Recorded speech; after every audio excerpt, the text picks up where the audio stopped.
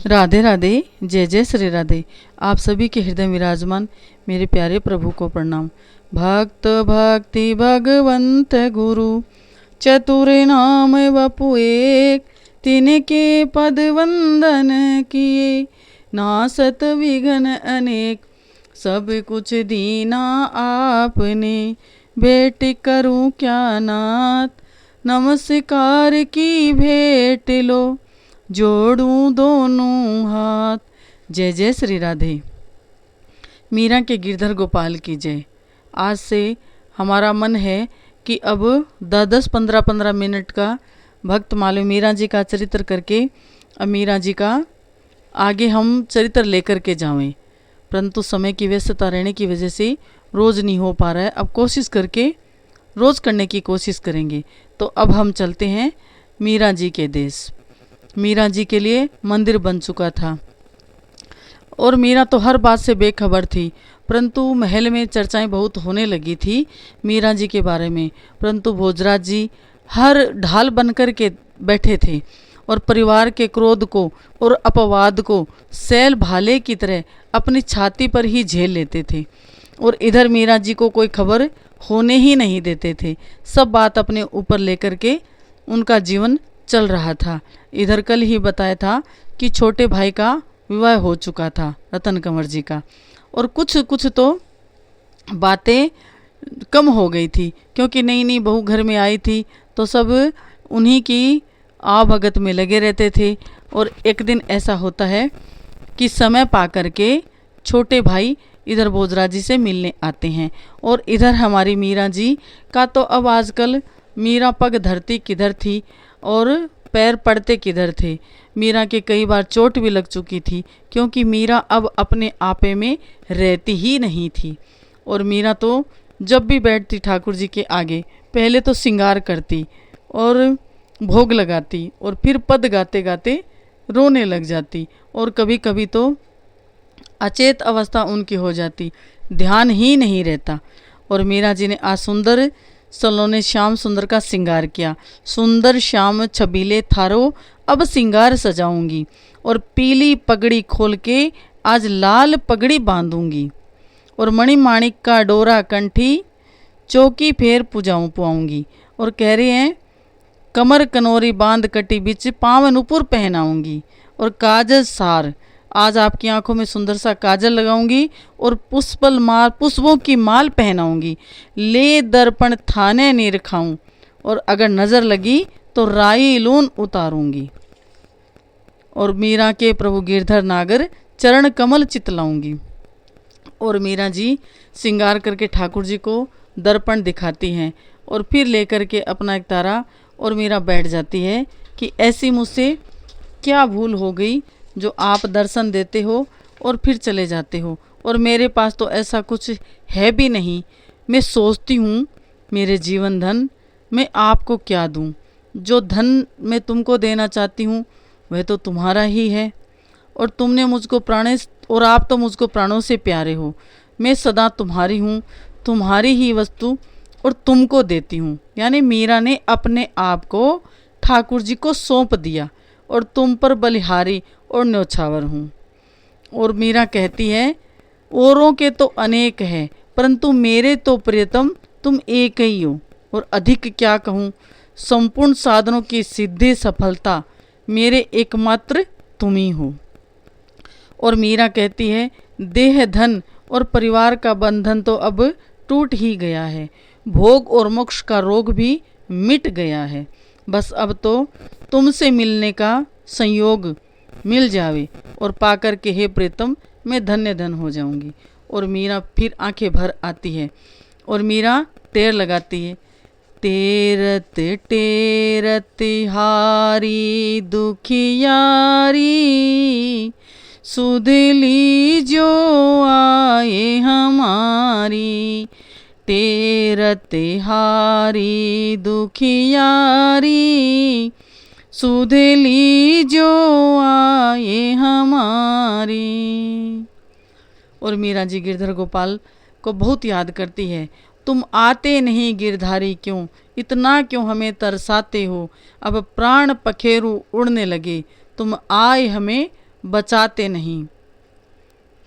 हम पापी प्रचंड बड़ी। मीरा जी कहती है, देखो मीरा जी जैसी सदी हुई भी अपने आप को कहती है कि मुझ में ऐसा कोई गुण नहीं है जो मैं आपको रिझा सकूं, मुझ में ऐसा कुछ भी नहीं है। और वो कहती है, मीरा क्या कहती है कि मैं आपको याद भी करूं तो कैसे करूं, मेरे पास ऐसा कोई साधन ही नहीं है जिससे आप रिझ जाओ और मुझ तक मेरी आकर के खबर लो। मेरे नटवर नंद किशोर, तेरे हाथों में मेरी डोर, अब जाऊं मैं किस ओर, हम तो तेरे हो गए। तेरे बिना जीवन नहीं गवारा, और सहारा तेरी कृपा का चाहूं, और संग किसका, साधु संतन का चाहूं। और ऐसे करके मीरा फिर रोने बैठ जाती है। और हम इधर चलते हैं भोजराज जी। भोजराज जी के पास आज भोजराज जी बैठे थे और अकेला देख करके आज रतन कंवर जी आते हैं और आकर के भोजराज जी से मिलते हैं, गले मिलते हैं, प्रणाम करते हैं। और फिर बाद में वो कहते हैं कि आज इतने गहन विचारों में कैसे मगन हो। तो भोजराज जी चौंक करके देखते हैं रतन कंवर और हंस देते हैं और कहा, अब भोजराज जी ने भी मजाक किया कि भाई नई विवाहिता वधू की ओर से समय मिला जो आज अपने भाई से मिलने आए हो। तो आज रतन कंवर जी कहते हैं, कुछ ऐसे ही देर हुई। ऐसा क्या विचार करे थे सरकार कि संसार शून्य हो गया आपके लिए। भोजराज जी शून्य से बैठे थे तो उन्होंने कहा, कुछ नहीं, ऐसे ही राज्य की देश की बातें दिमाग में थी। तो उन्होंने कहा, क्या मुझे बताना उचित नहीं है। रतन सिंह जी ने हंसते हुए कहा और फिर कहा कि आपको झूठ बोलना तो आता ही नहीं है, झूठ बोलने का भी आपको अभ्यास तो करना पड़ेगा। और भोजराज जी ने छोटे भाई का कान पकड़ा और कहा, तुम्हारी इतनी हिम्मत कैसे आ गई। मुझे लगता है कि विवाह को अभी 4 दिन भी नहीं हुए कि तुम्हारी जीभ 4 हाथ लंबी हो गई है, बीननी सा ने खींच खींच के लंबी कर दी है और बड़ी बड़ी बातें करने लग गया है। और भोजराज जी हंस पड़े। तो आज भाई ने मौका देख करके और सामने रतन सिंह जी ने सिर अवश्य झुका लिया, किंतु चुप नहीं हुए और थोड़े संकोच के साथ, थोड़े शर्माते हुए आज उन्होंने कहा, क्या भाभी सा हुक्म ने बाबजी हुक्म की जीभ पर तो ताले ही जड़ दिए हैं। भोजराज जी के पास कोई उत्तर नहीं था। उन्होंने इतना ही कहा, विश्रम लगाऊं 2 एक। और भोजराज जी ने उनकी पीठ पर थाप मारी। तो उन्होंने कहा, देखो, भोजराज जी ने हंस करके कहा कि देख, साली से तो सभी मजाक करते हैं और तू तो सास से मजाक करने लग गया। अरे तेरा बड़ा भाई हूँ, ऐसे कैसे तू ये बात पूछ सकता है। तो उन्होंने कहा, मुझे माफ़ करना, परंतु मैं क्या करूं, मेरे दिमाग में एक बात बैठी है। आपको मेरा पूरा आफरा निकाल लेता हूँ। आफरा यानी जो मेरे भीतर में एक द्वंद्व सा चल रहा है कि आपने उस दिन ये बात ऐसे कैसे कही। तो भोजराज जी ठाका लगाकर हंसने लगे, कौन सी बात और कब की बात है। तो उन्होंने कहा कि जिस दिन झूले में आप और भोजाई साहब बैठे थे तो आपने ऐसे कैसे कहा कि आकाश कुसुम। तो इसका भी कोई स्पष्टीकरण तो देना होगा, आकाश कुसुम का मतलब क्या है। तो उन्होंने कहा कि मेरे उथल पुथल मचाए हुए हैं, अवसर ही नहीं मिला और हिम्मत भी नहीं जुटा पाया। अब हिम्मत जुटा करके आपके पास आया हूँ, पता नहीं लोगों को क्या हो गया है। तो भोजराज जी कहते हैं कि पता नहीं आजकल लोगों को क्या हो गया है, जो भी आता है और मुझसे ही कोई ना कोई ज्ञान देता है। तो आज रतन कंवर जी ने बात बीच में काटते हुआ कि पहले मुझे वचन दो और मैं वचन में बांधता हूँ, बाद में आपको सच बताना ही पड़ेगा। तो भोजराज जी ने फिर कहा कि जो भी आता है मुझसे आजकल वचन भरवाने ही लगा रहता है। और भोजराज जी मुस्कुराने लगे। तो उन्होंने कहा, नीलकंठ के अवतार भोजराज नहीं है, कहकर रतन सिंह चुप हो गई। अब तुम कहाँ से भी जुटा लाए हो, दे दो पीकर देखता हूँ कि सचमुच नीलकंठ का अवतार हूँ कि नहीं हूँ। क्योंकि रतन कंवर जी ने कहा कि जो मैं बात आपसे पूछना चाहता हूँ वो आपको बतानी ही पड़ेगी। तो भोजराज जी ने कहा कि तुम्हारे दिमाग में भी कौन सा विष किसने भरा है, ला दे, वो भी पी कर के देखता हूँ और फिर देखता हूँ कि मैं नीलकंठ का अवतार हूँ कि नहीं। तो उन्होंने कहा, बात टालिए नहीं, और फिर उन्होंने कहा कि मार खाओगे। तो उन्होंने कहा कुछ भी हो जाए, पर आपको आज बताना ही पड़ेगा कि आपने आकाश कुसुम क्यों कहा। तो उन्होंने कहा क्या तुम्हारी भाभी तुम्हें बदसूरत दिखाई देती है? नहीं। रतन कंवर जी ने कहा कि आज तक मैंने ऐसी सुंदरता कहीं देखी ही नहीं। विधाता ने सोच समझ करके जोड़ी मिलाई है, पर आकाश कुसुम कैसे? तो भोजराज जी ने कहा कि इसलिए कि इस धरा के सभी फूलों से वो सबसे ज़्यादा सुंदर है, इसलिए। तो उन्होंने कहा कि ठीक है, मैं अखाड़े में शास्त्र अभ्यास से भले ही जी चुराता हूँ, किंतु कला और साहित्य की थोड़ी समझ तो रखता है आपका सेवक। इसी कारण वही खड़े हुए इतने लोगों में किसी का ध्यान इस बात पर नहीं गया, परंतु मेरा ज़रूर गया कि आपने ये बात क्यों कही। अब उनके भोजराज जी के पास कोई उत्तर नहीं था और उनकी आंखें सजल हो गई और भोजराज जी ने भाई को बाहों में भर लिया और ऐसा न कहो, ऐसा न कहो भाई। कुछ क्षण के लिए भोजराज जी चुप हो गए और उनके सामने कहीं जैसे क्षितिज में कुछ ढूंढने लगे हो। और फिर रतन सिंह जी के तो चेहरे पर उतार चढ़ाव दिखने लगा और फिर भोजराज जी ने कहा क्या करोगे सुनकर? तो उन्होंने कहा नहीं सुनना चाहता हूँ। आकाश कुसुम किसे कहते हैं? सुंदर किंतु अप्राप्त हो, यानी कोई चीज़ वस्तु बहुत सुंदर हो परंतु हम उसे पा ना सके, बस वही आकाश कुसुम हो सकता है। तो ऐसे कैसे हो सकता है? रतन कंवर जी एक बार तो रुके, फिर उन्होंने अपने आप को संभाला और पूछा। तो उन्होंने कहा कि क्या तुम्हें याद नहीं है कि जब हमारा विवाह हुआ था तो कंवर कलेवे पे जब भोजन के लिए बैठे थे तो तुम्हारी भौजाइसा ने किसको साथ में लेकर के बैठी थी? तो उन्होंने कहा गिरधर गोपाल को। तो आपने उस समय कहा था कि ये क्या है मेड़ता में टोटका, ये टोटका है क्या? कोई ठाकुर जी को साथ लेकर बैठते हैं? तो मैंने उस समय कहा था कि टोटका गिरधर गोपाल नहीं, टोटका तो मैं हूँ, टोटका तो मैं हूँ, ये कैसे हो सकता है? उन्होंने कहा।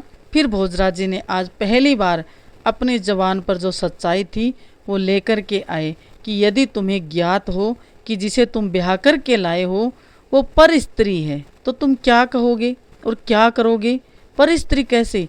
तो मेड़तिया ने हमारे साथ दगा किया है। तो उन्होंने कहा और तुरंत एक कहते हैं कि एक सांस में सारी बातें कह दी और उन्होंने बुआजी तक को दोष दे दिया। क्या बुआसा जी को पता नहीं था कि ऐसी बात है? ये बात कैसे हो सकती है? तो उन्होंने कहा नहीं, पर स्त्री है परंतु गिरधर गोपाल की, ठाकुर जी की है, ठाकुर जी की है। तो उन्होंने कहा भगवान की सेवा पूजा तो सभी करते हैं, ये ऐसे कैसे हुआ? तो आज भोजराज जी ने मीरा जी के जो बचपन की जो घटना थी वो पूरी बताते हैं कि भाई अपनी माँ से पूछा था, क्योंकि किसी नगर सेठ की बेटी का बिंद घोड़े पे जा रहा था और इतनी सुंदर बरात को देख करके पूछ लिया और भोलेपन में पूछा और माँ ने रोने लगी। तो बहलाने के लिए माँ ने ऐसे ही कह दिया कि गिरधर गोपाल तुम्हारा बीन है। बस उस दिन से बात उनके इतनी बैठ गई कि ठाकुर जी को आना पड़ा, ठाकुर जी को आना पड़ा।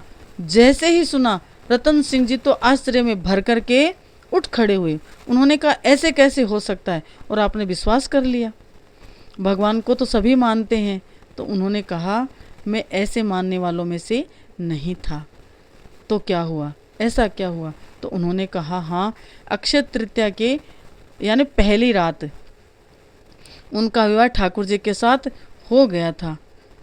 तो उन्होंने कहा कि आप क्या सिर पैर की बातें कर रहे हो, बिना सिर पैर की बातें कर रहे हो, ऐसा कोई हो सकता है? तो भोजराज जी ने कहा हाँ ऐसा ही हुआ है। जो हमने पड़ला यानी जो एक बड़ा सा होता है, पड़ला बोलते हैं उसको, एक छाबड़ी सी होती है, उसको सजा करके उसमें गहने आभूषण श्रृंगार की सारी वस्तुएं सब कुछ भेजी जाती हैं और वही पहन करके, और वो जब फेरों में बैठती है दुल्हन वो श्रृंगार करके आती हैं उन्हीं आभूषण वस्त्रों से। तो उन्होंने कहा कि जब मीरा जी आई थी और हमने जो पड़ला भेजा था वो तो वैसा का वैसा रखा रह गया, जैसा हमारा भेजा जाने वाला था, वैसी की वैसी हर वस्तु, परंतु अनमोल, जैसी कहीं किसी ने देखी नहीं, परंतु रंग में और देखने में वैसा का वैसा लग रहा था। और मीरा जी ने जो पहन रखा था वो कोई और नहीं, साक्षात द्वारिकाधीश लेकर के आए थे। और फिर जब तीज वाले दिन भी ठाकुर जी पधारे थे मीरा जी के साथ, और मैंने महसूस किया है कि मीरा जी के साथ कोई था। तो उन्होंने कहा, तो इसमें कौन सी अब और कोई रास्ता नहीं है, कोई तो बीच का मार्ग होगा। तो उन्होंने कहा, आपने देखा? तो कहा, मैंने देखा नहीं, पर मैंने कई बार ये महसूस किया है कि मेड़तनी के साथ कोई न कोई रहता है। कितनी बार मैंने महसूस किया है कि मेड़तनी जब ऊपर छत पर डोलती है, चलती है, तो कभी कभी ऐसा लगता है कि वो किसी के कंधे का सहारा लेकर के चल रही है, और हूँ हाँ भी सुनाई देती है। तो भोजराज जी ने कहा, कोई बात नहीं, जब ऐसी बात है तो भोजाई सा को तो हमें प्रणाम करना चाहिए, थोड़ी भी देर नहीं करनी चाहिए कि हमारे घर में तो साक्षात भक्ति महारानी आई है, और फिर अब और कोई बीच का रास्ता हो सकता है तो आप मानता हूँ मैं कि मीरा जी जैसी अनिग्ध सुंदरी ना सही पर कुछ न्यून तो मिल सकती है। और देर तक सोचने के बाद भोजराज जी चुप हो गए, और भोजराज जी ने कहा, ऐसा नहीं हो सकता। तो उन्होंने कहा, क्यों नहीं हो सकता? मेरी और आपकी आयु में 2 वर्ष का ही अंतर है, परंतु मैं सब समझ सकता हूँ। तो उन्होंने कहा कि चित्त में जो बैठ जाता है वही रहता है। मीरा, आप मेड़तनी आपकी भोजाई सा के चित्त में गिरधर गोपाल बैठ गए हैं, और मेरे चित्त में आपकी भोजाई सा बैठ गई है। अब मैं ऐसा कोई काम नहीं कर सकता। तो उन्होंने कहा कि तुम्हारे साहित्य में तो तुम जानते हो कि आसक्ति जो होती है, आसक्ति एक होता है भोग, वो तो किसी के साथ ही भोगा जा सकता है, परंतु एक होती है आसक्ति, उसी के सुख के लिए जो किया जाता है। मेरी मी आपकी भोजाई सा से आसक्ति है, और मीरा जी की आसक्ति गिरधर गोपाल में है। तो ऐसा अब हो ही नहीं सकता, मैं सोच ही नहीं सकता। ये जन्म अनमोल है, और इस जन्म में और आयु का कोई पता नहीं है। तो कहा, आप ऐसा मत कहिए। और ऐसे बातें करते करते भोजराज जी की आंखें फिर नम हो जाती है, और इधर हमारी मीरा जी तो अपने गिरधर गोपाल के प्रेम में पगी और आंसू बहा रही थी। और मीरा जी के पास कहने को कुछ नहीं था, बस इतना ही था, कुछ दे या ना दे प्रभु इस प्रेम दीवानी को, 2 आंसू तो देना चरणों में बहाने को। नरसी ने बहाए थे, मीरा ने बहाए थे, जब जब भी कोई रोया श्याम दौड़े आए थे। काफ़ी है 2 बूंदे घनश्याम रिझाने को, इस अपने दीवाने को, इस प्रेम दीवाने को। कुछ दे ना दे प्रभु इस मीरा दीवानी को, 2 आंसू तो देना चरणों में चढ़ाने को। और इधर उन्होंने कहा कि एकलिंग नाथ जी की आप तपस्या करते हो, तो क्या कोई बीच का मार्ग नहीं? तो उन्होंने कहा कि नहीं। भोजराज जी का स्वर भारी हो गया। रतन सिंह रूधे गले से केवल संबोधन करके रह गए, और उन दोनों की आंखें भर आई, और फिर एक बार पूछा, कोई आस नहीं है? उत्तर में भोजराज जी ने सिर हिला दिया, कोई आस नहीं है। रतन सिंह घुटनों में सिर दे करके सिसकियां भर भर के रोने लगे, और कुछ मोती भोजराज जी की नैने अखियों से भी झरे, जो उनके केसों तक ही उलझ करके रह गए। और भोजराज जी ने अपने आप को संभाला, और उन्होंने कहा, मेद पाट के राजकुमार तन मन की पीड़ा से नहीं रोते हैं। उन्होंने रतन सिंह की आंखों में देख करके वो फिर मुस्कुराने लगे। इनके लिए तो मन का होना ही अशुभ है, हमें केवल बुद्धि की आवश्यकता होती है। हम प्रजा, धर्म, देश और कर्तव्य की संपत्ति है। हमें अपने लिए कभी जीना मरना आया ही नहीं, अपने सुख के लिए हमने कभी जीवन जिया ही नहीं। इसलिए हमारा जीवन धरोहर और मृत्यु मंगल उत्सव होती है। जब दुर्बलता हमें नहीं शोभा देती। उठो चलो, एक बात का ध्यान रखना कि आज की जो बात है यहीं पर गाड़ देना, और इतनी गहरी गाड़ देना कि जीवन में कभी भी ऊपर ना आ पावे। ऐसे होता है विश्वास, ये होता है प्रेम दोनों भाइयों में। और कैसे रहे होंगे भोजराज जी, ऐसा व्यक्तित्व है धरती पर कोई दूसरा इस कलिकाल में हो ही नहीं सकता है, जिन्होंने मीरा जी को संभालने के लिए अपने पूरे तन और मन से इस बात को ही निकाल दिया कि भोजराज जी की ज़िंदगी में अब मीरा जी के अलावा कोई हो सकता है। तो आज हमारी भक्तमाल की कथा यहीं तक ही। और अब धीरे धीरे जो भोजराज जी पर भक्ति का रंग चढ़ा था, और वो जो भक्ति का रंग चढ़ा था वो गहरा तो होता जा रहा था, परंतु हृदय में बहुत द्वंद्व था। तो इस द्वंद्व को लेकर के, क्योंकि जब भक्ति में हम प्रवेश करते हैं तो जीवन में बहुत द्वंद्व रहते हैं, भीतर द्वंद्व रहता है कि क्या प्रभु हमें मिल जाएंगे या नहीं मिलेंगे, और आगे कदम बढ़ाएं तो कैसे बढ़ाएं, और जो भगवान ने ये त्रिताप बनाए हैं इनसे कैसे निपटा जा सकता है, इन तीनों ताप से कैसे ऊपर उठा जा सकता है। भोजराज जी भी एक नाथ की भक्ति करते करते वैष्णव धर्म को अपना चुके थे, वो भी कंठी माला धारण कर चुके थे। मीरा जी की तरह वो भी बैठ करके घंटों भगवान को याद करते, परंतु अभी भी उनको ये अनुभव नहीं था। तो ये सब बातें वो मीरा जी से ही पूछते हैं कि अब मुझे आगे क्या करना चाहिए, और कि जिससे मेरे मन को शांति मिले। तो मीरा जी कल फिर भोजराज जी की पूरी बात सुने बिना ही मीरा बीच में बोल देती है। मीरा कहती है, मैंने तो पहले भी कहा है कि आप दूसरा विवाह कर लो, मेरे लिए आपने जो इतना किया है वो क्या कम है। तो फिर भोजराज जी ने कहा, कितनी पीड़ा दोगी, और मीरा कुछ नहीं बोली। अब तो भोजराज जी को कोई कहता दूसरा विवाह करने के लिए तो भोजराज जी को दुख सा लगने लगा कि क्यों मुझे दुख दे रहे हो, इन बातों के लिए मैं बना ही नहीं हूँ। तो आगे की कथा कल आपको हमारी भक्तमाल की कथा अच्छी लगी हो तो सब्सक्राइब करना, लाइक करना और अपने मित्र मंडली के साथ साझा करना, क्योंकि ये कोई साधारण नहीं है।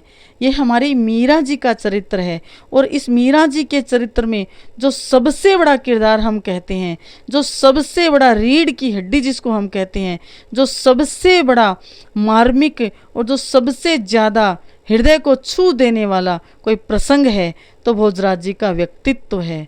और भोजराज जी स्वयं है जो धर्म बन करके, जो निष्ठा बन करके, जो प्रेम बन करके, अपने सारे निजी सुखों को भूल करके जो मीरा के लिए सर्वस्व न्यौछावर करने के लिए तैयार थे। ये हमारे भोजराज जी और मीरा जी की कथा है। जय जय श्री राधे।